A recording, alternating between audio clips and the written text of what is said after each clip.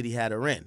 So what Diddy did, Diddy completely isolated her, and anytime she even looked the way of somebody else, maybe it was a determined effort to say, bitch, really he's thinking, I got to keep you isolated, but he was just act jealous. Like, why are you talking to that nigga? Who knows? It says, we're having an after party. I talked to a producer. Sean tapped me on the shoulder, called me in the room, beat me, kicked me as I tried to hide in the toilet. AUSA says, what stopped it? D-Rock and James Cruz came in. Ventura says, it made D-Rock sad. AUSA says, what are these communications? It says, from D-Rock to me. He says, where are you at? It's time to ice your face. AUSA says, why? I had just been beaten up by Sean.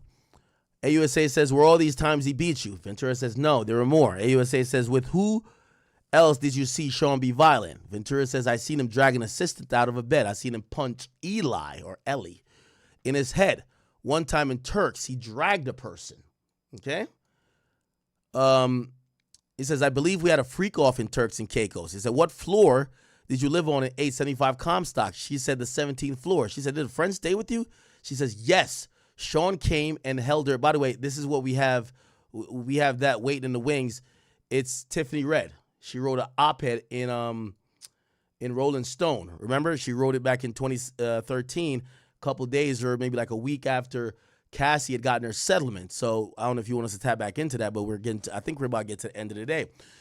She says, I believe we had a freak off in Turks. What floor? 17th floor. Did a friend stay with you? Yes. That's Tiffany Red. Sean came in and held her and threw her on the patio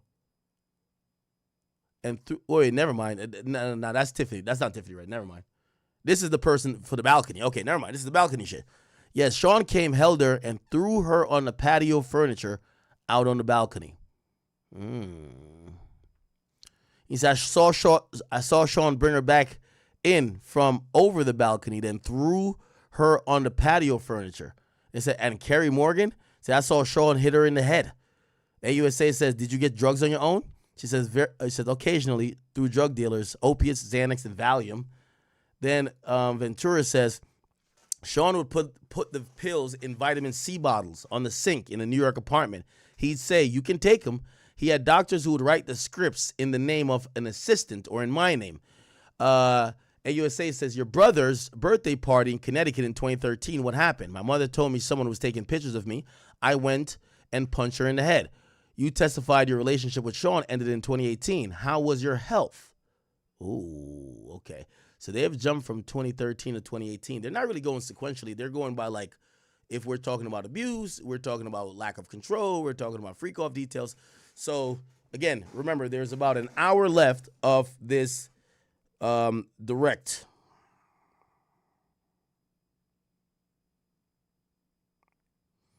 Okay.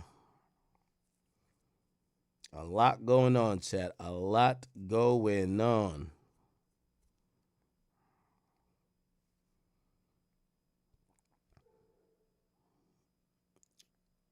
Again, Chris Brown. Chris Brown has said free Tory Lanez. Give me 1 second.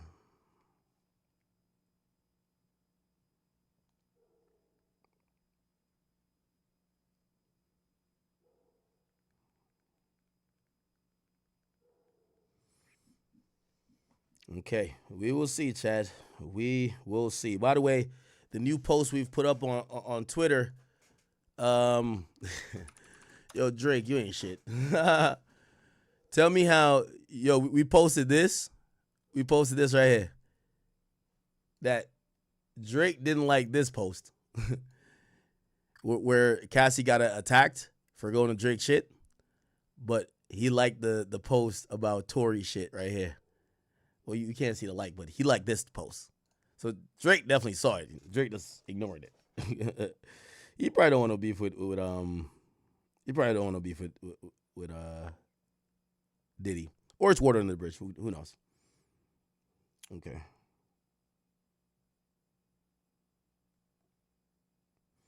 Okay. All right, we're waiting for another tweet. I think we should have one. Ventura says, so this is after, so basically the question before was, you testify your relationship ended in 2018. How was your health? She says, well, I was sleepwalking. I had PTSD. Defense says objection. Judge says overrule. AUSA says, what is this? It says, this is a photo of my front door in 2018. AUSA says, publish it to the jury. Why is there a knife there? Ventura says, Sean was coming around a lot, so I had it. Wow. So apparently, she had a knife by her front door, and she had that knife because she thought Diddy might show up, and she needed to have some protection in case she had to stab that nigga. Wow. Interesting, people. Interesting. AUSA says, August 2018, what happened? We were having a close conversation at a restaurant in Malibu. He was trying to convince me to go to Burning Man. Were you seeing anyone? She admits. So she was cheating. She was seeing her now husband, Alex Fine. I think this is where he's going to be asked to step out of the room. Yeah. I think at this point, he's going to be asked to step out of the room, y'all.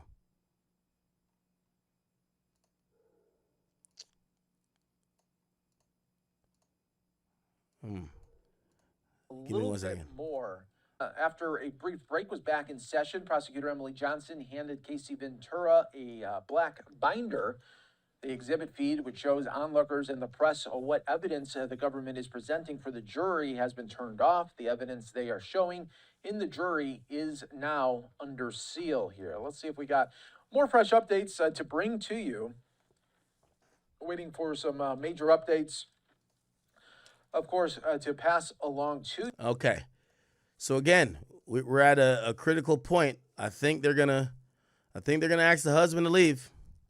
That was discussed to say whenever we get past 2018, we're gonna ask that husband to leave. By the way, thank you guys for all tuning in. If you're tuning in via Instagram, or not Instagram, actually YouTube, please make an account. Hit the follow button. You can get notified. We're doing daily coverage on this Diddy case. As much as we could do, I would appreciate you guys if you guys could hit that follow button. We're doing daily coverage until we get a verdict, which at this point, they're saying is going to be in 8 weeks, but I actually believe it's going to be between 4 to 6 weeks. I don't think this trial will take that long. The star witness is already on the stand, and direct is about to end today, which is day 3. So I actually believe this trial is going to conclude in 4 to 6 weeks. Obviously, there's bodyguards, more sex workers, probably managers and other people, and even like mental health professionals that are going to testify, and possibly Diddy will testify himself. However, I don't think this is going to last all the way, bro. I really just don't think it's going to take 2 months, but you never know. By the way, there's some federal holidays that they're going to have to work around, so that's probably why they have kind of, we have Memorial Day coming up. We have July 4th coming up, and some other holidays as well. I think there's some holidays. Some people say 3 weeks. No. Again, I wonder what the strategy is with dropping Cassie so early, but we don't know. Remember, we still got to hear Jane Doe, Mia. We're thinking we're going to hear James Cruz, and we're going to hear a host of other individuals who are going to pretty much paint all this picture of not only an abusive relationship or maybe a lack thereof, just abusive power control situation that in the eyes of the government actually culminate into sex trafficking and a racketeering sex trafficking. We'll see. Let's see if we get an update right here. I think we did. Okay, great. So, wow, now we finally got to the alleged sexual assault. So apparently, he says, what happens next? He says, Sean came to my house and raped me. Wow, okay. Sean came to my house and raped me on my living room floor. His eyes were black. It was like taking something from you. Did you cry? What did Sean do? He continued to finish inside of me. He got up, then left. AUSA says, did you ever have sex with him ever again? She says, yes, I did. Voluntarily that time. We had a good night. I went back to his house. Can you explain why you did that after he raped you? We had been together for 10 years. That's going to be some crazy testimony there that the jury's going to have to weigh. We hear in the Shannon Sharp case that supposedly the woman who claimed she got sexually assaulted in 2 different instances, she didn't say she never had consensual sex with him after the first time ever again. She just said, that time I didn't consent. And then she pointed out another time she didn't consent.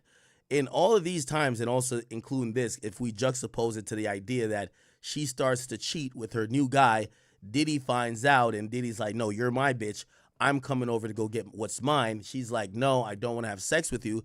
And Diddy supposedly forces himself on her, fucks her, comes in her, and she was non-consensual in the encounter. Whatever ended up happening, by the way, I know some of y'all were really wondering about the husband. The husband had to know that while Cassie was with or starting to date the husband, right? Because think about this. So remember, you were seeing someone. She admitted she was now seeing her husband. So essentially, she got raped. This is what she's alleging. She got raped by Diddy after she was dating her husband or starting to see him. And then she admitted that she willingly cheated on her husband with Diddy after a good night. So maybe her and her husband wasn't all the way locked in. They were just kind of like fucking around this and third. But, that is going to be a thing for how the jury is going to perceive it. Well, you claim you got raped here, but then you claim you had a good night here. What's the difference? Now, in the case of Shannon Sharpe, there were clear text messages where the woman says, Shannon, I told you no means no. I told you you should have used the condom. I told you I didn't want it in my butt, or whatever she was saying. And then Shannon was like, I'm going to call you. So she made a note on the record to kind of like, yo, this wasn't consensual. It appears that, I'm wondering if Cassie ever texted Diddy after the rape and said, yo, brother, what the fuck did you just do? Yo. Because anyway, they eventually get cool enough that they have another night and it's supposedly consensual. Okay? Remember the question says, did you have sex with him ever again after the rape? She says, yes, I did voluntarily. We had a good night. I went back to his house. AUSA says, can you explain why you did that after he raped you? She then says, we had been together for 10 years. Okay? So she is admitting that she pretty much damn near cheated on her current husband with Diddy after she alleges that Diddy raped her. This story is getting wild, people. This story is getting wild. King Blaze, thank you for the 5. Says she's just a sore baby mama that got it out for men. Oh, no, my bad. I read that before. Carry My World says, yo, breaking news, new Tory Lanez evidence. The chick was lying. We actually watched the whole thing. In terms of the press conference. The check-in report, what up with you, brother? He says, semen-marinated man nipples is crazy. I'm scarred for life even knowing that information. Captain Hard says, she literally complained about her son being on a stream. Dion C says, yo, Jane Doe is 50 baby mom and I'm a truck driver too. Okay, I read that before. Let me get over to the Academy. That's where it's really popping at. Shout out to, is this number real? Hopefully we're not getting bodied. We have 27,000 people just on King Akademiks alone. If you guys are watching, please hit the like button. I think we should easily get 10,000 people to like it, okay? We have 28,000 people. Once again, Cassie is now recounting not necessarily the freakoffs, but the rape. She's alleging that Diddy raped her after she started becoming intimate with her now husband, who was her trainer that Diddy hired for him. Now, what's not known yet, and hopefully we get it in while the prosecutor flushes this out, did Diddy become irate because he had found out that she was fucking the guy he employed to, remember, keep in mind, chat, this is a full 360, and I'm not trying to be funny or facetious or nothing here. By the way, thank you for the 5, Melissa Reed. It says, Google Cassie. Oh, so we do have some proof of Cassie being at OVO Fest. Here we go, chat. Here we go. Cassie verse OVO Fest. All right. Thank you for telling me exactly what to. Okay, yeah. Cassie verse. This was her backstage at the. Oh, but Diddy's there. Okay, so look like Diddy beat her ass and Diddy showed up there with him. Diddy, you a good cop blocker. That's what I'm talking about. Yeah, you ain't going to no motherfucking Drake concert without me, nigga. Fuck out of here. I'm in that bit. I'm in that shit. I'm in that bit. Yeah, look at Diddy. Playboy, take that, take that. Ain't this the OVO Fest that the Weeknd was like getting Herb that? Weekend, I love you though, bro. But you know, it is what it is. Who the fuck is this? Is this Cardi? I can't even tell. Who the fuck is this? I can't tell who that black hat nigga is. Face structure look like Cardi though. Her and French. I'm surprised Diddy ain't trying to kill French. She was too close to French. Who's this nigga? I don't know. Okay. Damn, what iPhones was out at this time? These pictures are trash. Yeah, this is when he had her shave half of his head. We should have knew Diddy was a little bit sick. Like, this nigga had her shave half of his head, not because he wanted to promote her music, just because he wanted probably some freaky, kinky, sexual shit. One thing I'm going to say, man, listen, I do think that Cassie deserves some credit, Chad. Again, I'm not saying she's lying and telling the truth, but I think she deserves some credit. My nigga, she went years and never told anybody in the industry the real truth about what she protected this nigga Diddy's secret. Like, Diddy was having her swallow all type of semen and pee, urine, all type of shit. And she never just told, like, she could have kind of leaked all this information out to the public. Like, even 50, who was one of his nemesis, he didn't even know fully. He was like, oh, those pictures of Cassie, oh, it got to be like one of her exes that's leaking it. No, that's the freakoff. She protected that man.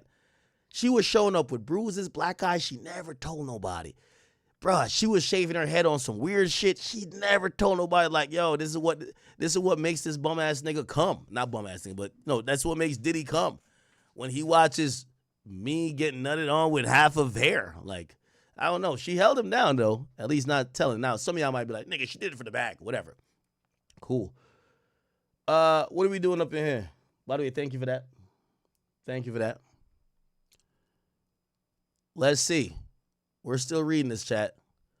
AUSA says, who did you stay in touch with? She says, most people, though I pulled away.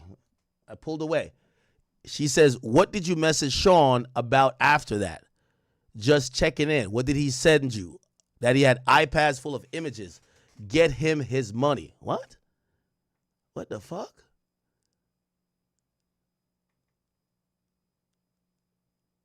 Diddy was telling her get him his money. Why does this sound like pimping? Like, That's crazy. All right. We're getting to some juicy shit, chat. I don't know if we're going to...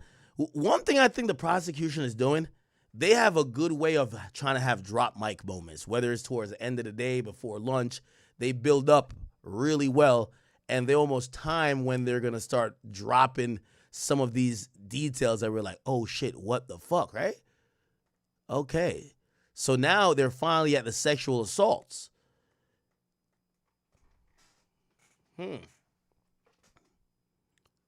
All right, we're waiting, chat. We are waiting.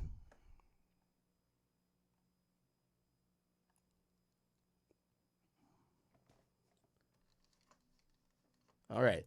By the way, thank you guys for all the donations and all the support here. Sheeny Beanie says DDG needs to agree to a parenting schedule so that they could use a family member to handle drop-offs. Both parents need to have boundaries.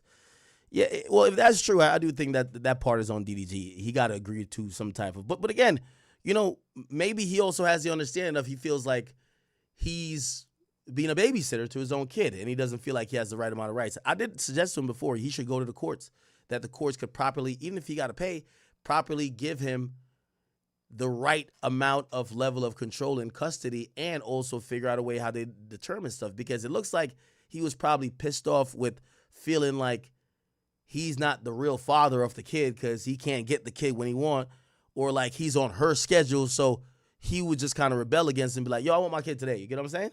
But that didn't help stuff. It made it worse, okay? K Flock's attorney, thank you for the 5, says, any man defending Hallie's a simp and probably get cheated on. General Stinks, what's up with you, bro? Risk takers, thank you for the 10, says, according to what's being said, the porn industry pay for sex and then fly out entertainers all over the country. Should that be sex trafficking as well? Well, here's the thing. There's contracts and all these other things that say that act is willing. So there has to be an unwillingness. It's not about flying someone out. Well, I guess what people are saying could be considered sex trafficking if a girl changes her mind, because these days, how do you document consent, right? Like, you fucked a girl, everything was cool, then you cut her off, it was one and done. Now she's like, damn, I wasted a body on this nigga. Matter of fact, I really ain't want to fuck him. Yo, matter of fact, I really didn't even consent. You know what I mean? Like, yo, I think he took advantage of me. Okay, what is that? Is that consensual or non-consensual? How do you document consent? That's a really hard thing to do, ain't it? Because, everyone knows it could be mid-stroke. Mid-stroke, she says, no, you better not do another stroke, nigga. You do another stroke, you now S8'd her. So, again, documenting consent, that's the problem. But if you're talking about the porn industry and them flying people around, it's not sex trafficking because it's not done under these guidelines of, forced labor, depriving people of their rights, under threats of violence or threats of financial, taking advantage of somebody financially, right? Okay, thank you for that, though. Double G, double N, thank you for the 20. Said, do you really think Tory will be able to get out on this appeal, honestly? I think it's a long shot, honestly. I think his best bet is to do what he's doing now, which is, let's look at this. And I'm sorry to go off topic. Gavin Newsom, I'm sorry. Gavin Newsom isn't he? Okay, he's the governor, right? He's the governor, right? Who is the governor of California? Okay. Hopefully, if this guy's ever going to leave office, he pardons Tory. Again, people keep talking about Trump. Trump is federal. If it was a Fed case, Trump could pardon him. Trump can't pardon him on a state case. Now, Trump could have some significant interest and influence here, but I don't think there's any incentive for Trump to flex those powers to try to have a sitting governor try to issue a pardon. So it's going to really bank on Newsom. So I think a pardon is going to be one of the things that really work. I think it's long shots for the writ of habeas corpus and even the appeal. But who knows? I could be wrong. We'll see how it plays out after the appellate judge gives their decision on both briefs. All right, let's get back to the Cassie stuff. Cool. Let's go. All right, bet. So cool. So let's read this again. It says, who did you stay in touch with? This is after the breakup. She says, most people, though I pulled away. AUSA says, what did you message Sean about after that? She says, I was just checking in. AUSA says, what did he send you? Ventura says that he has iPad full of images and get him his money. AUSA says, money back for what? She says, for having to pay my now husband to be my trainer. Oh, I agree with that. Clap it up to Diddy. I'm sorry. I don't know if he's sex trafficked. I don't know. He's clearly an abuser. I'm not clapping up for him for that. But yo, if I paid for a trainer to train you yo, chat, y'all realize Alex Fine was supposed to train her for the freakoffs. Remember he told her earlier, like yesterday in testimony, she says, he wanted me to train for freakoffs. So he hired her a trainer for the freakoffs, and the trainer just took him from her. That's why you can't hire no damn trainer, man. Tell that chick hit the elliptical, the peloton, or run around the block. Anyway, I got no problem with that. I hire a nigga. If I hire a mechanic to fix your goddamn car and he done fucks you, I need my money that I paid him to fix your car. He got you now. That's his job to take care of. He should be paying for that. Yeah, now I understand that. What did you write back? Do you want me to tell the truth? It's much deeper than iPads. There was abuse more than freakoffs. Oh, wait, what? Is she quoting? She doesn't quoting. She's just talking to the prosecutor, right? Do you want me to tell the truth? It's much deeper than iPads. There was abuse more than freakoffs. There was a time I couldn't take the pain. I tried to walk out in traffic. My husband wouldn't let me. I had trauma therapy. Did you write? A book with chapters. My mom helped. What did you want to do with the book? That I wanted Sean to read it. Oh, chat. She's dropping 40 on him. She said she was thinking about contemplating suicide. She's dropping 40 on Diddy. She was thinking about dropping 40 on Diddy, bro. You think this is a text? I don't know if this is a text.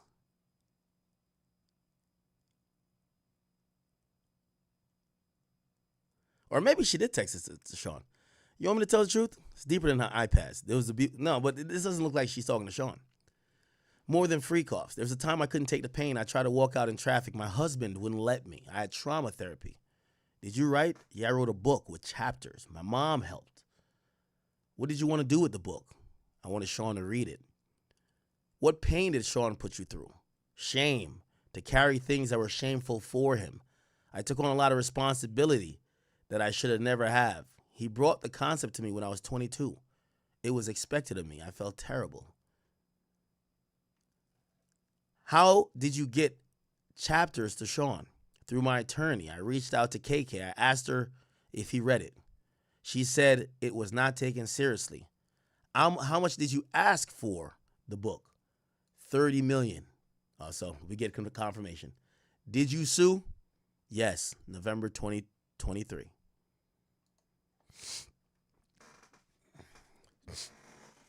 So chat, this whole idea of she's writing a book because she just wants him to read the book about her pain turns into, all right, give me $30 million and I ain't gonna put a book out. Being reasonable.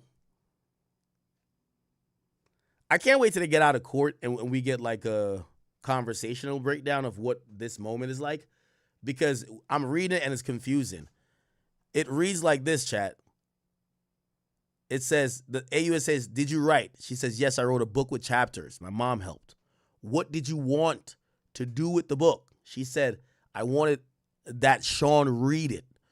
So it sounds like she was almost writing like a letter to Diddy 5 years after, because she's been through so much trauma since 2018. And she didn't know how to deal with it. And she was writing a book and she wanted him to understand how much pain she put him through. But then she said she reached out to KK with her lawyer, which I'm like, I don't know if the lawyer's forwarding the book saying, hey, we just want Sean to read it to understand what he put our client through. And if he understands and if he feels bad, okay, great. Job accomplished. She just wanted him to know that he's an asshole. KK, so look like it's KK's fault. Yo, KK, you know you don't fuck Diddy over, right? You reach out to KK. I asked her if she read it. You're a woman. You dismissed her. If a chick wrote a book of trauma and you dismissed her saying, it ain't going to be taken serious.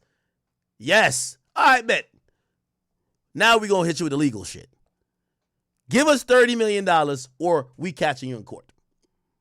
So KK, you're probably fired at this point. Like the personal assistant, you're a woman. You're supposed to understand another woman and the hurt, pain, and trauma. You're supposed to be like, no, listen, nah, Sean does love you.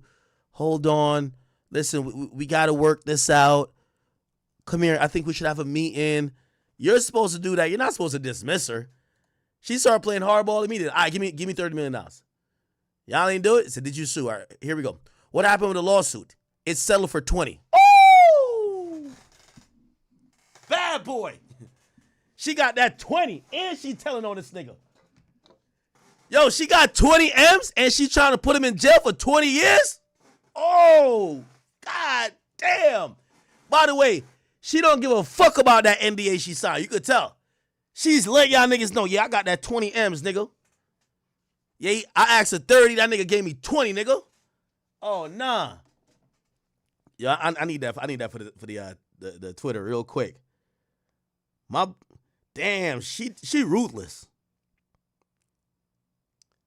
She ruthless.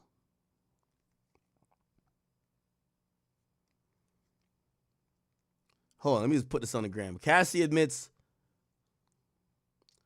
she got $20 million.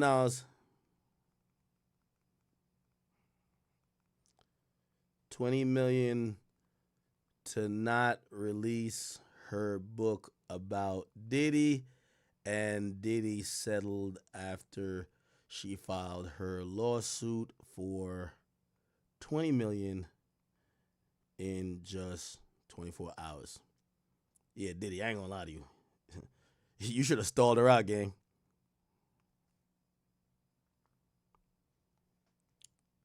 All right, we post this to X, and we back at it. Chat, you should know on my main pages, I actually post every post. Like, I post every post on my main page. Cool, got it. That's why when I'm on stream, I don't post that much, because you'll see it. I bet. All right, cool. It's selling for $20 million in 24 hours. The AUSA says, "Why are you testifying in this trial?" She says, "I can't carry this anymore. What's wrong is wrong. I tried people like they were this." I think she means he. He tried people like they were this. He treated. I think that's what it means. He treated people like they were disposable. Escorts, anybody. Oh my God, here we go. How many freakoffs did you have with Sean? Ventura says, impossible to know. Hundreds. Damn. Hundreds. Chat, it was, so, she was with him for 10 years. 9 years were all freakoffs. Remember, it's 52 weeks in a year, right? It's 52 weeks in a year. She says hundreds. So it's very safe to say at least she was doing a freak-off every week. I actually believe, they had on and off periods because sometimes she would leave. They don't see each other for a couple months or like maybe a couple weeks, and then they come back on. But I think when they were on, I would think at least 2 to 3 a week. I would think so. Yeah, Diddy was a freak-off addict. She says, impossible to know, hundreds. After you broke up with Sean, did you ever do a freak-off? She says no. That kind of dropped Mike. You know what that says? As much as y'all think, well, Diddy is for Diddy's lawyers to peel that back. Hey, so you've never had a threesome since then. Diddy called his shit freak-offs. But a freak-off is a colloquial term. It's a colloquial term for extended sessions with toys and threesomes and orgies. They could try to counter that to say, so you never had a threesome with your husband. And chat, let me tell you this. I would think chances are, maybe not with another man. I guaranteed, if she told that nigga all the shit she was doing, it's no way that nigga's only fucked her dolo. I know he's like, yo, shorty, tonight we doing a little threesome with this little random bitch from my gym. We gonna get it in today. Maybe I'm wrong, though. Maybe I'm wrong. All right, bet. The prosecution rests, at least on direct. So now we're going to get, and it looks like we're going to have at least an hour. We're going to have an hour of redirect. By the way, Levi, Chris, thank you for the $1. Yes, we're going to have, it says sidebar before cross. That's what AUSA says. And now they're at a sidebar. Okay, so we're going to get started pretty soon. So the cross-examination is going to be Diddy's lawyer. It would be very important to know who is going to do that first heavy lifting. I think, and I'm a betting man, I would think Tenny Garagos. Tenny Garagos, I believe, is the woman that will be able to take some of what she said that I think she did a great job today of seeming helpless, hopeless, and basically like someone who was being sex trafficked. I think today she did a way better job than yesterday. Tenny has to try to deconstruct some of that and show how she's now playing victim in post. What you mean you wrote a damn book just to show him? Why you couldn't talk to him? Why do you ask for $30 million then? Why do you ask for $30 million 5 years after the act had been over? Granted, she did say she attempted suicide, she did this, she did that. There's some things that you could ask, but I think you got to handle with kid gloves. She's pregnant. She's liable to cry. She's already asked for a break. You don't want her breaking down because you're pressing too hard. You want to handle her with care, and Tenny Garagos might be the woman to do it.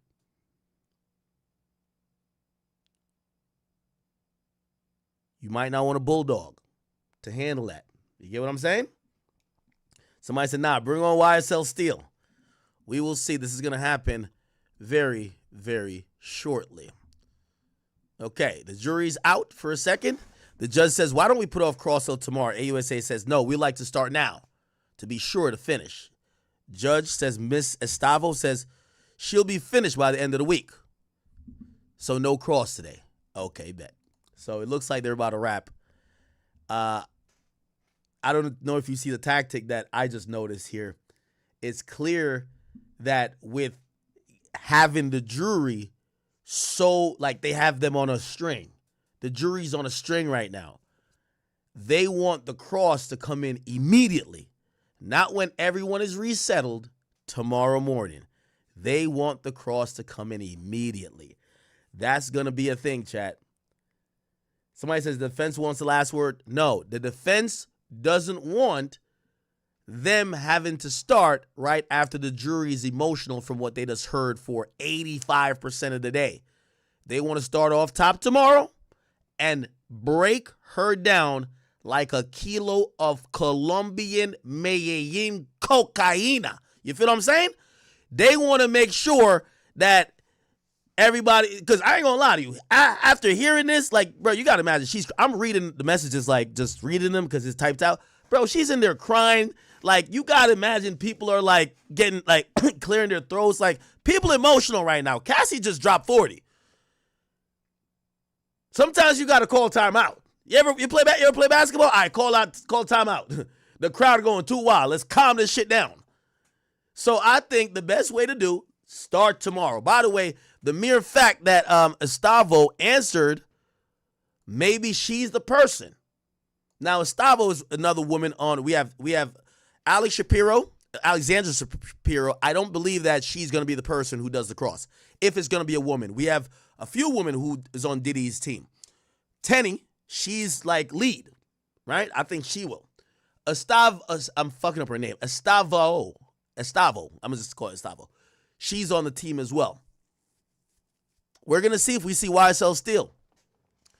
I think the judges are going to agree, put it to tomorrow, and they're going to do some motions to continue the carve-outs of what is needed, whether attorneys could consult her. They got to make some rules because now is the real case. The Judge Submaranian says, we'll make up the time in other ways. Get the jury. AUSA says, the witness could be excused. Judge says yes. So it appears that Cassandra Ventura has been excused from the witness box, and it appears that in 2 days, 2 full days, her testimony, which is the direct by AUSA Emily Johnson. This is the woman who has been questioning her, if you're wondering who. AUSA Emily Johnson. She's the woman who's been going back and forth. It appears that she's finally done with direct examination. Now, again, I've said this 15 times, but I know we have a few more people in here than normal. How it works, and she is the star witness. We don't know we believe Jane Doe as well as a star witness. We don't know who that is yet. Some people are speculating to some other people, but we don't want to even say those names until we have confirmation. Cassie's 100% the star witness.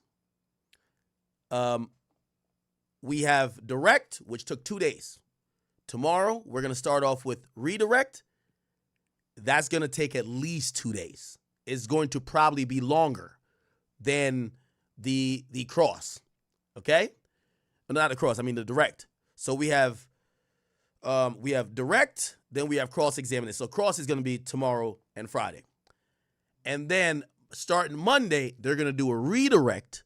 And the judge is probably going to stipulate, basically, y'all are dragging it with Cassie on the stand. They're going to probably say, you have half a day to finish this shit up. That's going to be redirect, and we're probably going to get a recross. Diddy's lawyers cannot let Cassie say something without them addressing, so we're definitely doing 4 rounds of this. So we just did the first round, which is direct. Cross is coming next, then redirect and recross. And then she'll be off of the stand. So I'm thinking about Tuesday, she'll be off of the stand. And then we'll get Jane Doe. I don't know if Jane Doe is going back to back, but I assume Jane Doe is going to go back to back. Again, the prosecutor is taking the stance of they're doing drop mic moments. If you ask me, I think their strongest moments are end of the day, right before lunch, as the witness is about to leave. they're doing that. So, and also, if you think about the entire case, they could have saved Cassie for last. They've given Cassie as the third witness. We've had first witness was Flores, security guard who broke up the fight in the hallway at the Intercontinental. Second was Jules, I think Jules, which is Daniel Phillip, who is now a 41-year-old. I guess we could call him a sex worker, but he was the male prostitute, or actually he was a dancer at first, but then I guess he started doing prostitution or escorting for Diddy and Cassie. He was in the room at the time, and after he got off the stand, the third witness is Cassandra Ventura. So we're going to see how this kind of goes. Let's see if we get any more updates. The jury is now entering. The judge says sorry to bring you out and only to send you home. Don't read anything about the case. Have a great evening. All rise. The jury is now exiting. This is Miss Comey and Maureen Comey, which is AUSA, by the way, daughter of former FBI director James Comey, says, here's what the defense sent us about Rule 412. Let's Google what that is. Rule 412, which is a federal rule of evidence. It's really applicable to sex offense cases. It says the evidence offered to prove a victim engaged, Okay, it has to, the following evidence is not admissible, so this is a prohibited use. Okay. Now, I'm not too sure what this is about, but they're still having this kind of ongoing conversation about will they be able to play the full-on pornographic video of Cassie. Supposedly today they showed a video of Cassie being exposed with baby oil on her. I don't know how long the video was, but the video showed Cassie ready to be in a freakoff. It was only showed to the jury. It was only showed to Cassandra Ventura. And it was showed to the counsel of both, obviously, the AUSA who had the video, and, of course, the defense who've seen the video, and Sean Combs recorded the video, right? Chat, the bombshell moment that happened today that you guys should be aware of is Cassandra Ventura has admitted that she wrote a book. She claimed it was to catalog her trauma. She said that after she broke up with him, she carried a lot of pain. And she said to carry that pain was to carry around a lot of things that were shameful to him. And she carried that. And she carried that even after she broke up with him. She took on a lot of responsibility for that. And she said she never should have. She claims the concept was brought to her when she was 22 about having a freakoff. She met him at 21. Only a year later, she claims 6 months to a year, he introduced her to the freakoffs. She said it was expected of her. She felt terrible. She wrote many chapters, and she said she wrote it and tried to get it to Sean Combs. Now she was married to, when did she marry? Let's look at that. When did Cassie marry Alex Fine? She married him a year later. So it looked like she gets married, but she wanted Sean Combs to read what the fuck she got going on. This is according to her. She reaches out to her attorney. Her attorney reaches out and looks like KK, Christina Karam, who's Diddy's chief of staff.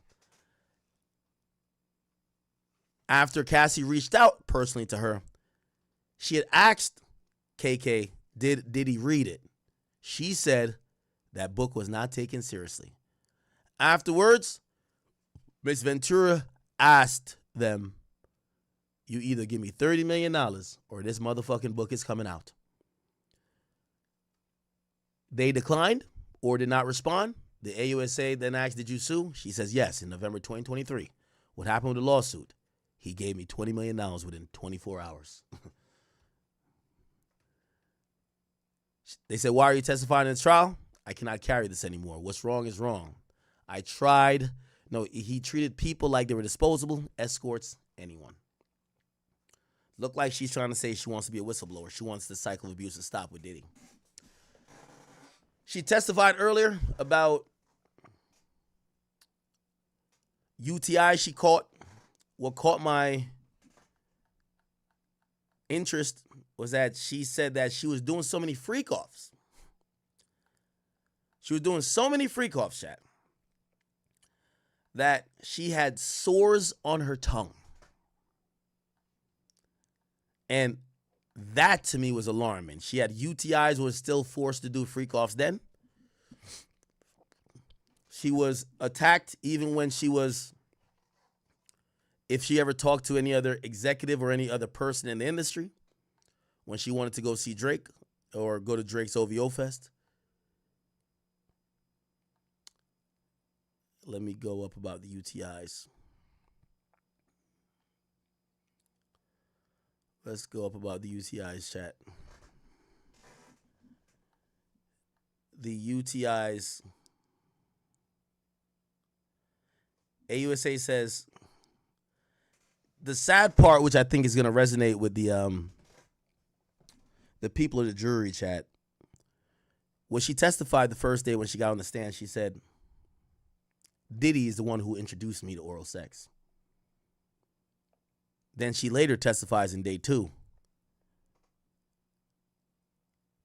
I have all these sores on my tongue, and I got another UTI. Diddy was saying, what sores? It's like, it's friction in my mouth. She says, from what? She admits, from oral sex. The very same thing she claims Diddy introduced her to. He had her doing it so much that she had sores on her tongue. AUSA asked, another UTI than a sad face. She says, I was open with him about them. So you feel sick? And then she would say to him, why are you sorry? And she claims she took blame for it to not make him feel bad. But clearly you could tell now she said that this was all his fault. And remember what her ending line was. She said, I wore and I took his pain for him. Like, this is going to be profound, chat. This ending right here. This ending where she says,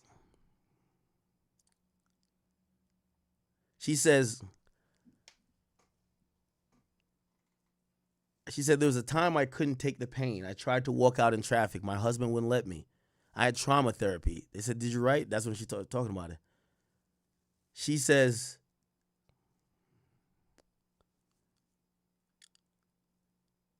they said, what pain did Sean put you through? Shame. To carry the things that were shameful for him.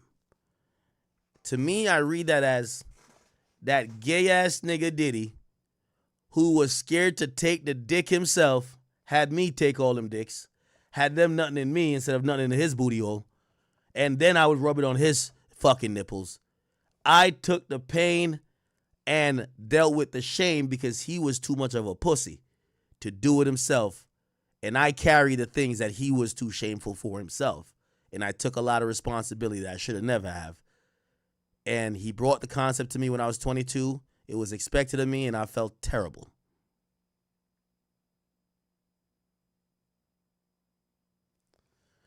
Crazy. Okay, they're getting out of court now. In Los Angeles, the same incident in which Combs was seen on security footage chasing her down and beating her in the hallway. Every other time, she said, she ended back in the room where the freak-off was happening. Again, we are taking you to some of the biggest updates here as Cassie Ventura back on the stand right now as the trial continues. Day 3 of the Diddy trial. All right, that got to be old because everybody's out. Or they're letting out court right now. Let's see. Maybe they have a live feed. We're now starting to see. Yeah, okay, they cut the live here. Okay. Yeah. Really fucking interesting, chat. But first, Cassie Ventura is back on the witness that night. All right, Rena Roy, Bernardo Villalona, thank you. In front of this jury. And she says that the one time she did try to leave, things turned violent. And she's referring to that 2016 video that jurors have seen multiple times at this point from a Los Angeles hotel where you see Combs kicking and dragging her. She says moments before that, Combs had given her a black eye during a freak-off, so she grabbed her things to leave. And that is when that video started recording. She says that was his reaction. So the jury is continuing today to hear more disturbing allegations from Ventura. Diane. Bernarda, Cassie told the jury that these were humiliating sessions. She called them disgusting with male prosecutes. She says they left her feeling insane. And she essentially says it turned into this sort of private form of porn. What do you make of the picture this is all painting for the jury?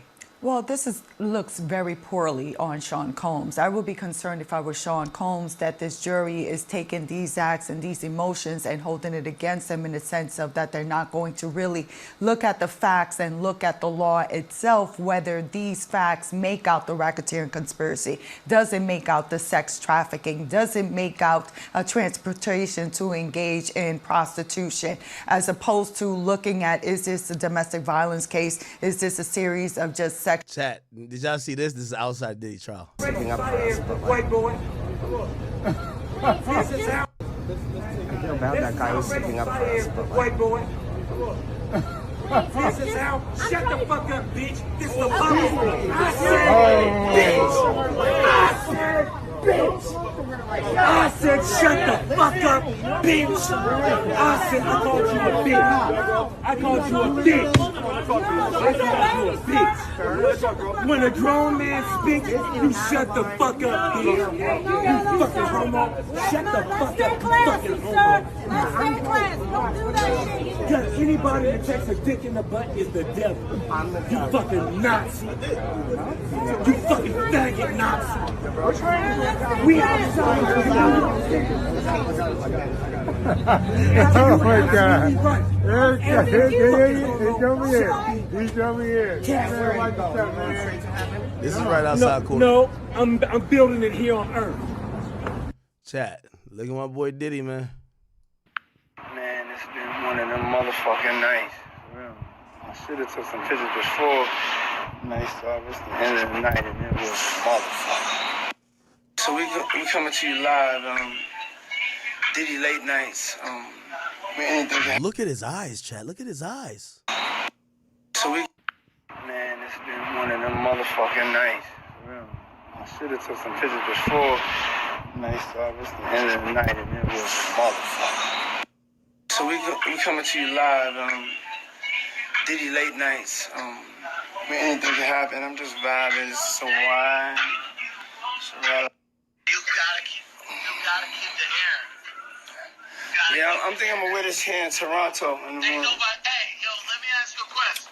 When I get to that motherfucker floating like a motherfucking cloud, like you had clouds on your motherfucking shoes. You know what I'm saying? And that motherfucker moving around. Hey, yo, you said Febreze, nigga? You was floating like a motherfucking Febreze, my nigga. You was moving like, nigga, with a scent. You had a. Nigga, it's just late night. Nigga, I got my wig on. Breezing. Listen, I was like, this ain't no goddamn wig. This is my motherfucking natural. I don't need to be ashamed of what the fuck. That's a motherfucking. Damn, he was gone, huh? Yeah, it's a motherfucking natural. You know what I'm saying? I'm bringing it to Toronto and Atlanta. You coming to Atlanta? Yo, motherfucker, you coming or not, bitch? Man, I'm down. Nah, if you don't get to Toronto, get to Atlanta. I know you got a busy schedule producing all them hits. I'm definitely making it to Atlanta. Maybe you should schedule in Cassie. Nigga, Toronto, I'ma smash that shit.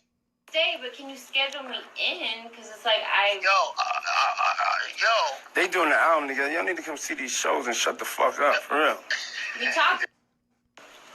I'm not talking to nobody. I'm just saying, let's have a good. You done got your hair right, and now you don't know nobody. I just don't feel right without my family. That's all, baby. If anybody else take it any other way, I just don't feel right without y'all. You know what I'm saying? Now motherfucker. Fuck. I don't even know why I'm FaceTime recording you like you entertaining niggas. You ain't entertaining nobody. Niggas is touching snaps. They got 15 seconds. You wasting time. Baby, You trying to destroy me? Hey, yo, you gonna meet me in Atlanta? Yo, ATL, you know what I'm saying? We gonna hit Atlanta. You know we don't have to trap out in Atlanta. So Atlanta, we come in, get my fucking wig. Yeah, Atlanta, I'm bringing something special. Hey, yo, Toronto, Cash, what up? XO. I'm on the T-Dot. What's up, 6 God? Drake, what up, baby? Yeah, we coming, baby. Yeah, cash. Toronto always show love, you know what I'm saying? You guys understand these big suites. I came in from the biggest suite ever. I remember I came out there with the biggest suite in Toronto. They got me some shit, pool up top. Everybody's there, little X, you know what I'm saying? Drake was even in that mode. So, we going to Toronto tomorrow, and we just going to just have fun. That's it. Flies over. Told the blind. Fucking you ain't no protection.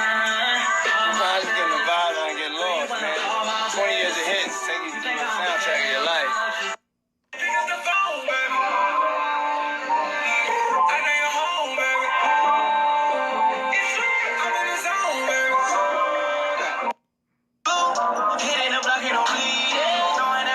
I definitely think this is one of the rooms that the freakoff was happening in.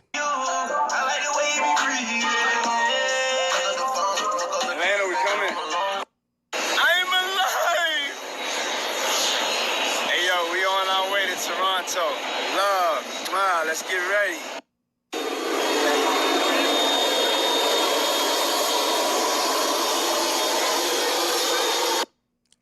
Is that Cassie?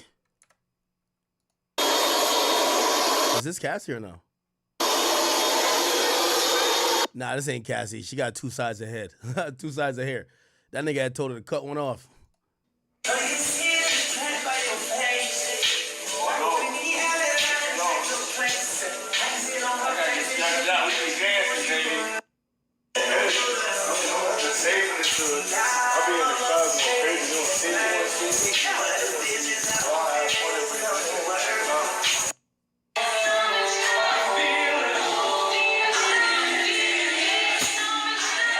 Pause. Deep down inside. Deep down inside.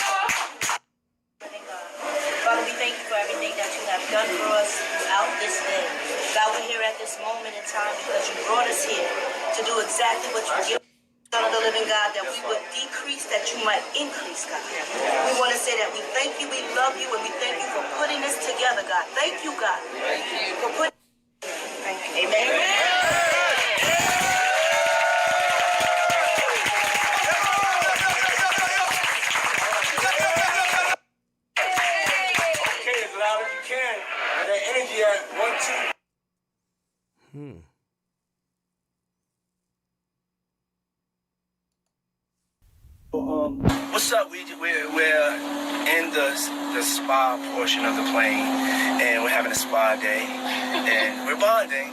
Yes. And so here in Philly, we're treating ourselves. You must treat yourself. You must treat yourself. Yours look so even. You look beautiful. So, girl. Do not cheat yourself. Treat yourself. You gotta treat yourself. You gotta treat yourself. You're so pretty. Thank you. Ran out of water on the plane. Can't sweat the small things. You gotta keep it moving. Cash, please tell the people exactly what this mask is and what it does and how it gives us that glow. That glow is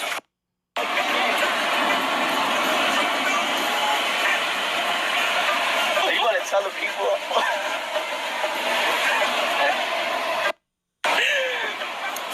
Tightening our pores with a purifying clay mask. It just happens to be blue. Tiffany Blue. Philly, I'm here. We are here. We are here together, united in one journey to have the greatest night of our lives. I'm so ready. Philly. Showtime is 7:30, so make sure you'll get there on time. Get it, old man. Get it, old man. Do that. That's that money dance. Money dance. That's that money dance. Money dance. Yeah.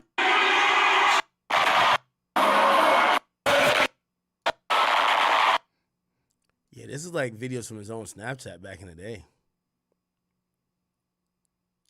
You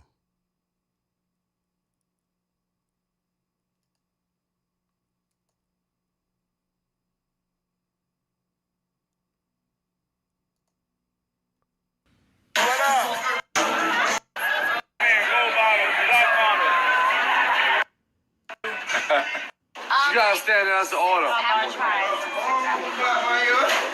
Alright, look, brother. Look. You see my eyes? Look, I need a fucking chicken sandwich.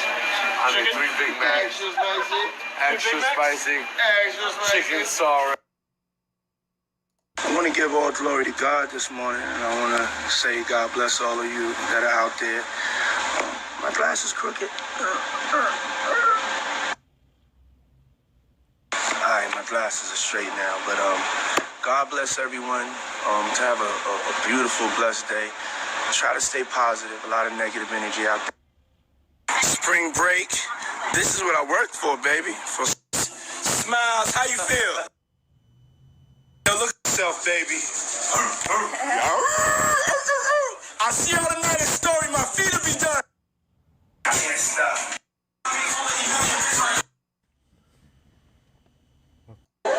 Hey, the positive vibrations, baby. Hey. Yeah, this was some shit, man. Not gonna cap with you. It's on your skin. And Ventura said oil. Oh, here we go.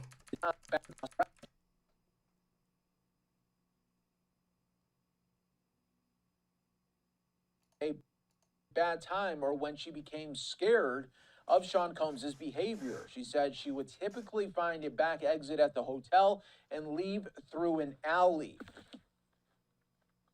She testified that the only time she actually left the premises during a freak-off was in March of 2016 at the Intercontinental in Los Angeles. Back on the stand right now as the 2A for Miss Ventura and the jury only. What's on your skin? And Ventura said oil. Another question by the prosecutor. When did and the assistant U.S. attorney saying punching, hitting, trying to clarify that. So we'll be keeping an eye on some of those takeaways right now as well, as we wait for more updates, as she is now being shown pictures from these videos that have been taken by her device. Again, we are continuing to update you in real time of day 3 of the Diddy trial. It's great to be with you. I am your host, Mike Page, as wow, it's just been a wild day already. We are on a lunch break from day 3 of the Diddy trial. We're watching this guy and yesterday. This has been another 3 hours of Diddy's ex-girlfriend, Cassie Ventura, on the stand, recounting the horrors that she endured for nearly 11 years as his on and off girlfriend between 2007 and 2018. Now, I'm going to break this down for you with respect to the good and the bad from the perspective of the state looking to get a conviction, because right now they're the ones who are center stage. So let's look at it from their perspective. If you are the state, you are pleased that you got this morning certain testimony which really helps secure the notion that not all that a lot of what her motivation was, Cassie's motivation, was to perform in these degrading sexual acts that they refer to as freakoffs, was motivated by things other than love and other than her free choice. And the monstrosity of Diddy was on full display this morning in ways that seem to exceed what we saw yesterday. There's description of an exchange. They actually had an exhibit of an exchange of a text message between Diddy and Cassie, where he's saying that that he does not want her to use ketamine anymore during his freak-offs, because he was bothered by the fact that ketamine. It would make her too dissociative. She said she wanted ketamine. She liked using ketamine because it would help her it would help her not be there in the moment, and she could basically suffer through without experiencing it. And that seemed to bother Diddy, that he said that part of a good freak off is that you remember it, meaning that, let's make sure that these scars I'm giving you here are going to last forever. He didn't say those words. I'm paraphrasing what the perspective he seems to have been taken with respect to, I want to make sure that you're going to remember this. We also, and very important for the state and very beneficial for them, is we started hearing more direct testimony today about threats of blackmail. That he would mention when he got angry that he would, and he wanted to scare her, that he would bring up that there are vids out there which he would release and embarrass her and ruin her career if she didn't do what he wanted. This is critical for the defense in two separate ways. Number one is it helps undercut any claim that we anticipate from the defense that these were free choices that Cassie was making. And furthermore, it helps support the racketeering claim. And now we can see evidence of the crime of blackmail, that he's basically saying perform or else. That is a potential felony, and if the jury accepts her claims that she was being blackmailed, you can see how this can really help the state secure a conviction. Further monstrosity was on display in the form of a picture of injuries that she sustained as a result of some of his physical violence. And specifically, I'm referring to an incident that she said where she was thrown down on a bed frame and got a gash by her left eye. In the picture, you can see she has this brutal golf ball sized injury which swelled up by her eye there and looked horrible. And she was supposed to be going to an event that night or shortly thereafter. She had to cover with her hair. She said that Diddy sent her to a plastic surgeon to try and fix the injury that he had allegedly caused her. Damn. During that incident, it also beneficial to the state is that it was witnessed by two other people, one being her friend Mia, another Deontay, and that they actually she says that they jumped on his back to try and stop him from attacking her. Now these corroborating witnesses with respect to his physical violence, these all obviously help the state secure a notion that she's not acting by free choice and that she had legitimate concerns that if she failed to abide by his wishes, no matter how degrading or humiliating they may be for her, that she would ultimately suffer the consequences either through physical violence or emotional and psychological damage of having these videos of her released, which she said would be horrible. That she mentioned that her mother would see it could ruin her career, and that she felt utterly degraded and humiliated by them. She talked about how she tried getting him to delete the videos, and that there was an incident after she had gotten into a fight with him and she didn't want to come back from Cannes, that she was thrown off his boat when they were in Cannes in France, and I believe Cannes is in France, and that she was thrown off his boat and he was accusing her of stealing drugs from him. So she threw him off the boat, and then they had a premiere that night, and when they went to the premiere, that he was glaring at her and grabbing her leg in the darkness of the movie theater in order to try and express his displeasure with her because he was still angry at her. They flew back from Cannes the next day, and she changed seats to move away from him, and he followed after her, getting the guy sitting next to her to move so that he could sit next to her. And then he opened his laptop up and showed her on the plane there video that he had on his laptop of a freakoff, which he said was humiliating and degrading. So all of this is good to help establish for the jury that this was an improper exercise of control and coercion by Diddy, which helps to support both the sex trafficking claims and the RICO charges that the state has brought. That's the good side of the perspective from the state from what happened this morning. The bad side, I would say, is when you're in the room there, you can feel the pacing is so sluggish. That I personally, as a litigator, am very frustrated with the work of this particular prosecutor. Some prosecutors, like I said, Maureen Comey happens to have unique talents on direct. Ms. Johnson, who's conducting this direct testimony, is very frustrating because she will jump from 2013 to 2016, back to 2011, then to 2017. She's sharing text message exchanges and talking about different incidents, and doesn't seem to be any sort of direction. We're not working chronologically here. I don't know if she's covering by topic, and it feels as if there's no end. Like there's no end. I don't know, maybe she's trying to make us feel the bleakness of her situation and make us feel bleak about our current situation, that we don't know when this is going to end. We have no idea. This can go on forever. We still have not heard anything about an alleged rape, which happened in 2018.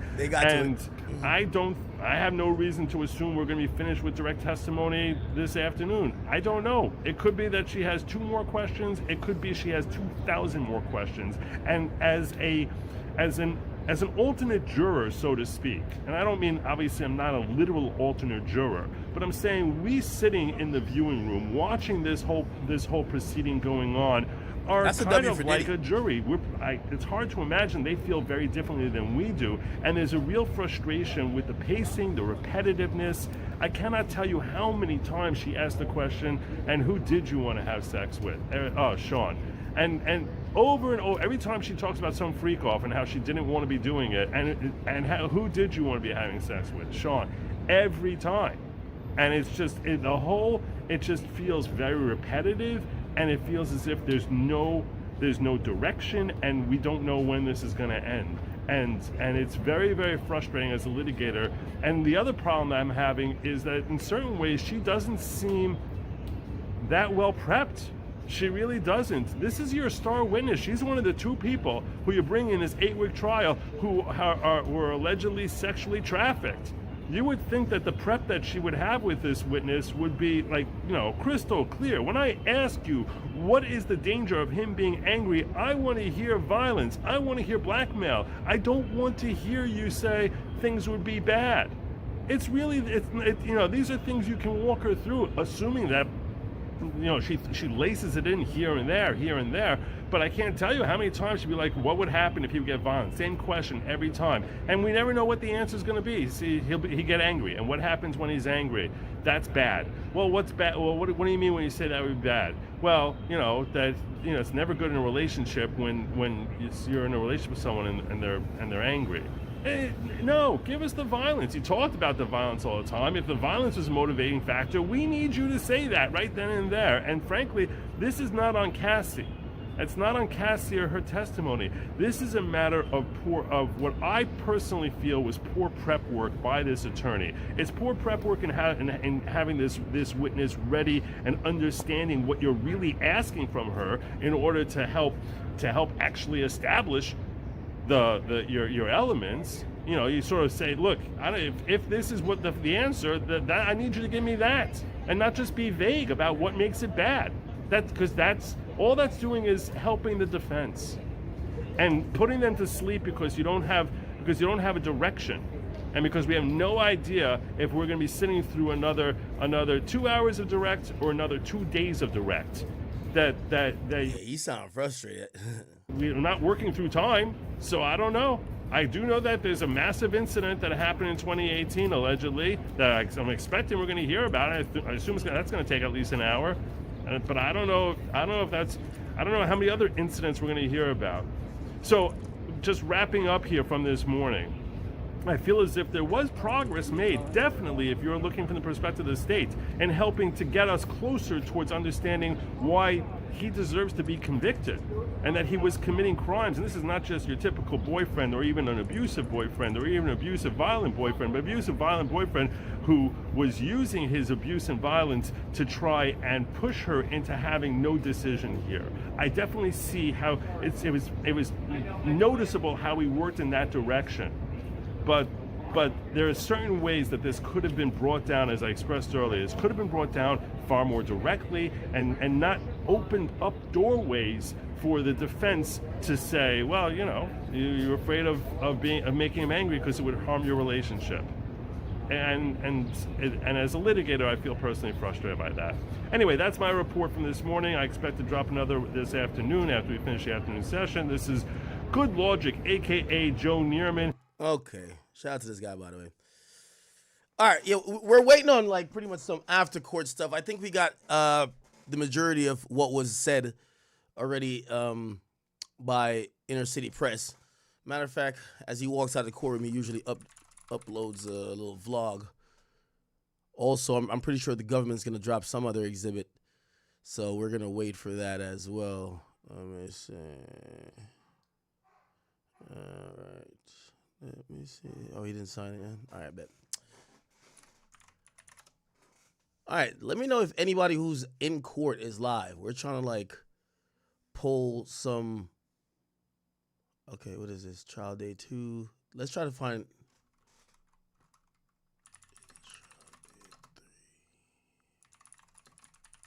By the way, so apparently Cassie enters the courtroom from like a different entrance than everybody else has been entering through.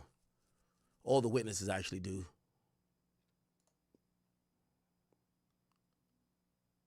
All right, look like it's too early because everybody's just coming out of court now. Where could we find this at?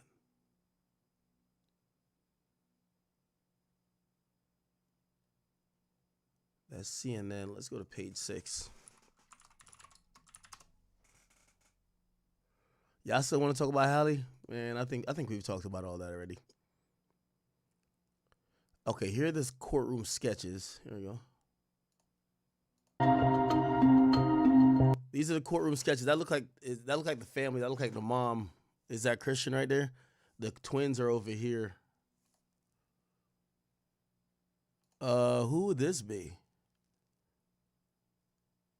This look like it would be the sex worker, right? Because we have Flores. Yeah, that's Flores right there. Flores, sex worker, then Cassie. Do you see Diddy right here on my left? This is Emily Johnson. Submarine in the back. Look at how Diddy's hugging Brian Steele. That's Brian Steele. That's Diddy. They put that Diddy looks mad. All right. That's Cassie on the stand. Cassie crying. Emily Johnson talking to her.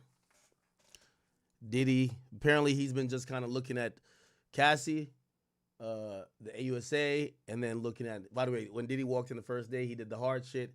I guess he's been looking, just kind of like pointing at like his fam, you know? Oh, he gave a thumbs up? Okay, that's cool. Who is this? Who's this older? Oh, Mark Agnafilio, I guess. He looks like Indian right here. And this is Tenny. That's Diddy right there. It's an act. Flip that 16K to 32K on kicks/stake. Yeah, I should. Chat, I don't know how long I could really even be on, though. Like, because you gotta remember, I got the show tomorrow. What I'm going to do tomorrow is I'm going to stream a little bit earlier. So, like, tomorrow I'm going to get on definitely at 8. I'm going to just jump on at 8. And I'm going to leave right around lunchtime. Because remember, I got to go to the venue. I got to go do all type of shit like that. And I still got to get my hair done. I got to do all type of shit, man. I'm excited to see y'all tomorrow. And I got to have some energy. Don't worry, coffee's going to get me right? Look at Cassie. Oh, this is a good picture or a good drawing. Who is this guy? Oh, this is a sex worker. Did anybody look up the sex worker? Is he a former porn star? He looks like he's a bald guy now. Remember Diddy was all about, like, get these guys with, like, the jumbo dicks.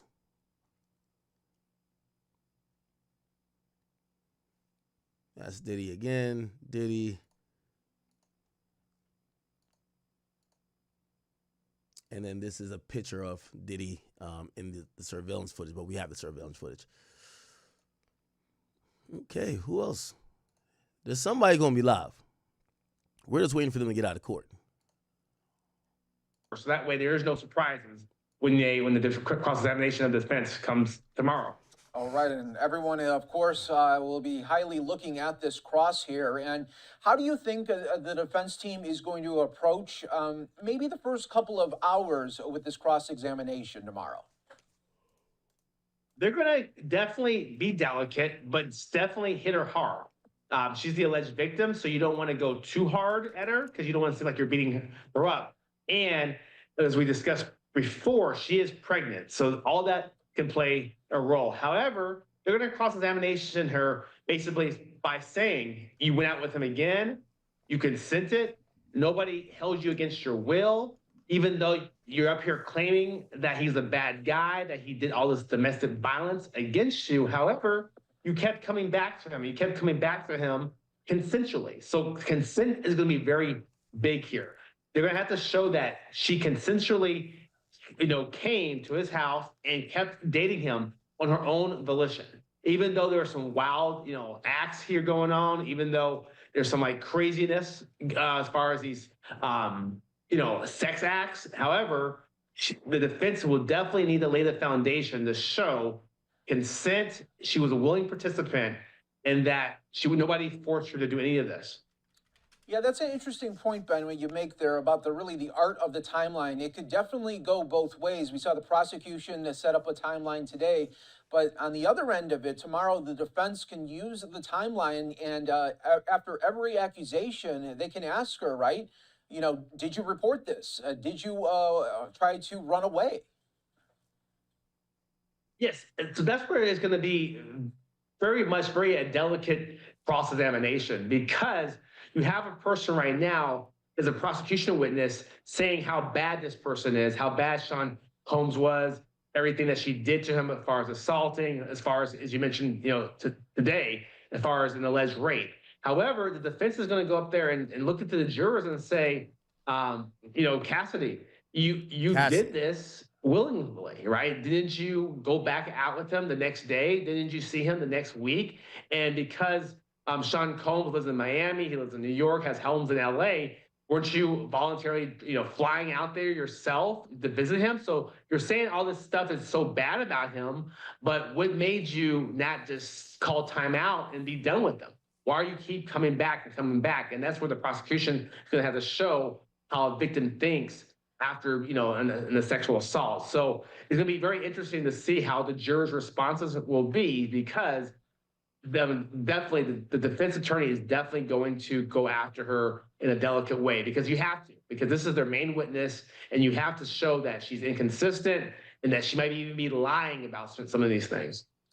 And when we talk about the delicacy to really kind of maybe tiptoe at times through these accusations, could they go, maybe the defense, could they maybe go a little bit harder, not on the person of Cassie or maybe the allegations of Cassie, but maybe can they go after her dwindling career and maybe talk about a timeline of where it seemed like, a lot of people would say in the music industry that she was a one-hit wonder, but she kept on saying during her testimony that she felt if she did out Diddy, that he would ruin her career. Apparently, 50 just posted something. 50 never taking his foot off her neck, right? Of Diddy's neck, right? He's like, friends till the end. Jay, you still there? We blew up Kid Cudi card to show him who's the boss. Jay ain't answer a call from Diddy at least, nigga, in the last 6-7 months. Stop playing.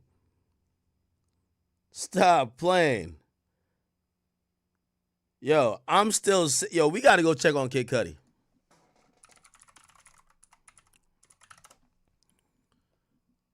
Yo, this is how listen, maybe Diddy innocent, but I ain't gonna lie. Everybody who fucked around with Diddy, nigga, they were never the same. Didn't Kid Cudi check into a mental institution? I ain't even tripping. Kid Cudi, yeah. Oh, no, wait. No, he had physical rehab. Okay, no.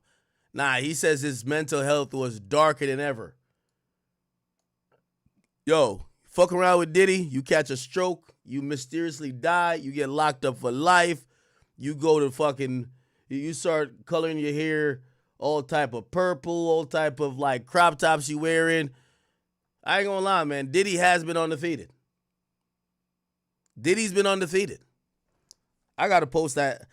I gotta post that Debo tweet from Diddy where Cassie they have a meeting. Him, Kid Cudi, and Cassie, and Kid Cudi's like, so what about my car?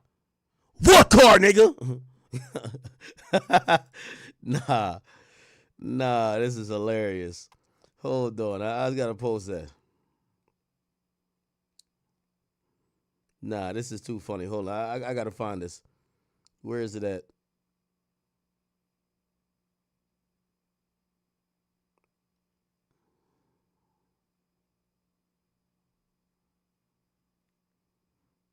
Here it is.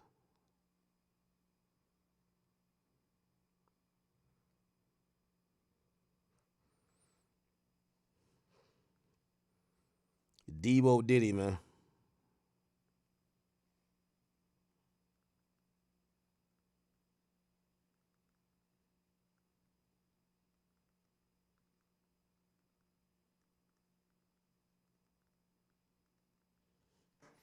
Yeah, crazy.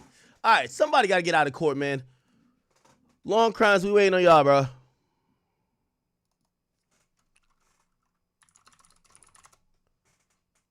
We got to hear what is the... This not it. This not it. Fuck. Nobody. Chat, who's live? Tell me who's live.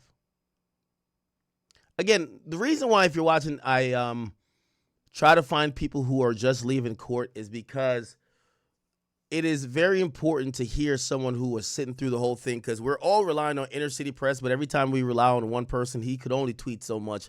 He misses certain things. Maybe certain things go over his head. He think is not important. He didn't include.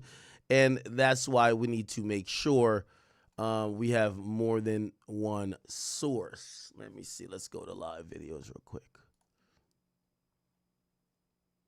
Yeah, we're still waiting. Okay, that's them leaving after the first day. It's operating normally. It has been able to sustain that demand as they said it would. But to your point, it is not normally this hot this early. Man, that's about another place, another state. Let me try to find. I'm going to find something, chat. Don't you worry. We watched the Tory stuff already.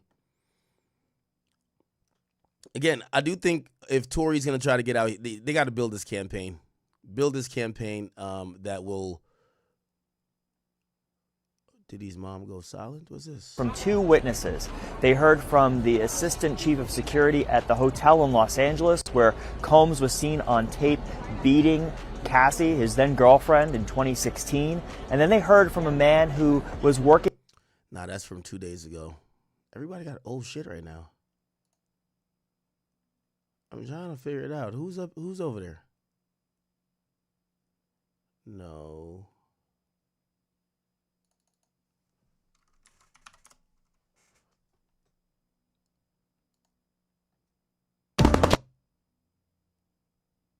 By the way, this is Kim K in Paris. Oh, this is day 2 with the... Watch this. Morning. What are your anticipations for this case? Big Brian Good Steele. morning. How are you? Hello. Hello. Good morning. Good morning. Great to see you guys. Mr. Steele, how are you feeling this morning? Good. You're not going to be able to use that if you're going to be shooting in front of people. Yeah, but Morning, sir. What are your anticipations for today? What are you hoping for? What are you hoping to see? you know, I was training a couple of weeks ago with my friends Chip, Pearl, Sean, and I feel like testifying in a trial like this is sort of like running a triathlon. You know, you wait for the beginning, for the horn to go off. You're a bit anxious. You get into the water, it's cold, and then you start to feel comfortable in the water. You start to have that comfort. You get on the bike, you start moving fast. And then you get off the bike, you start to run, and you know the finish line is in sight. And I think we're at that point where the finish line is in sight, where Cassie's friends and family are on the other side of the finish line, and that her training, her truth. This is Cassie's lawyer. Get her through to that point and prevail. Thank you. Thank you so much. Thank you so much. Great day.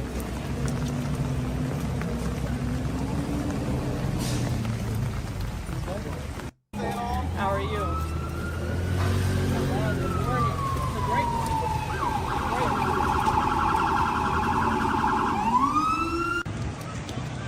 Yo, what are your anticipations?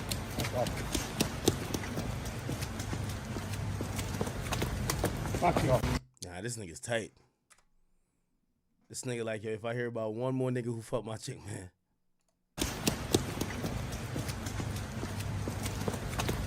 Fuck you.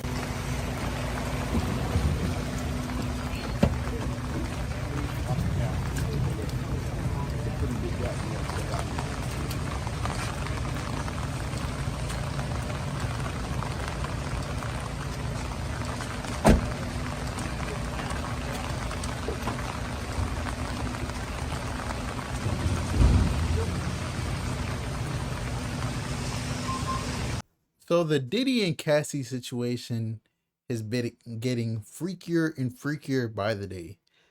The more and more I hear about these allegations, Diddy is a freaky man, the king of the freakoffs. And Cassie, you feel me? She was young, vulnerable.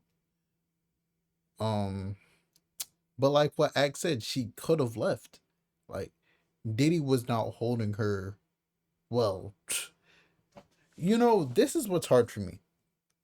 Allegedly, Diddy wasn't holding her hostage, but she said on the video that came out in the hotel where he hit her over and drug her back, she was trying to leave one of the freakoffs. And Diddy said, "Oh no, you're not gonna leave the freakoffs. You got it. Yeah.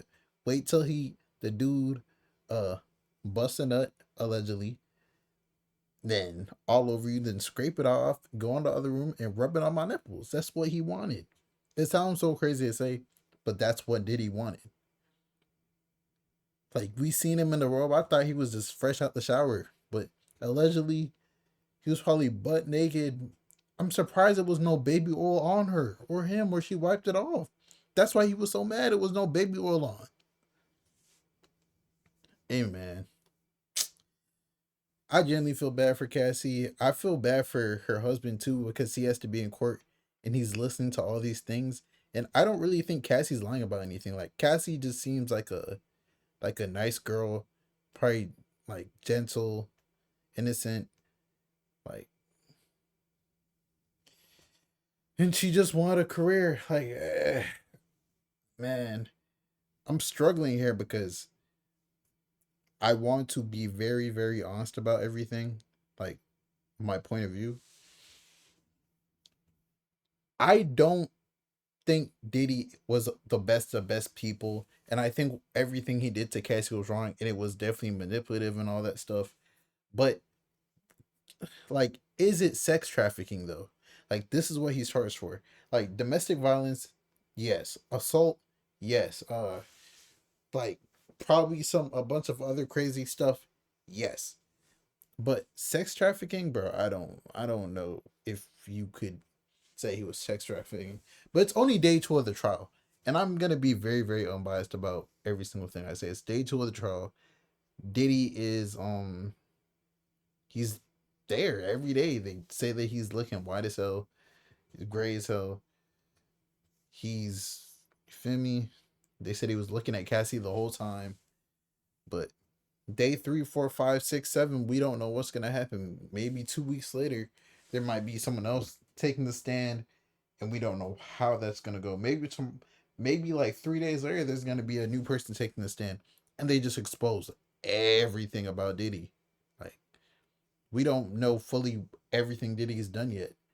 Like, there might have been men that he was having freakoffs with. Like, I ain't gonna lie, bro. Like, Ak was the line about what he said. Diddy should just came out and said that he was a flexible, bro. He should just said he was bisexual, bro. Like, I'm not gonna lie. And what Ak said, bro, all these rappers gotta come out who was around Diddy, like really, really hung around Diddy and was like really cool with him. They need to come out and like, yeah, bro. You gotta defend yourself, your integrity. You feel me? But it's your boy Big Ak News. Make sure you like, comment, subscribe. And do you feel like Diddy's innocent, or do you feel like he's guilty? And we're talking about sex trafficking. Like, we're not talking about is he a good person or not. Do you think he's guilty of sex trafficking, Cassie? It's your boy Big Ak News, and I'm out.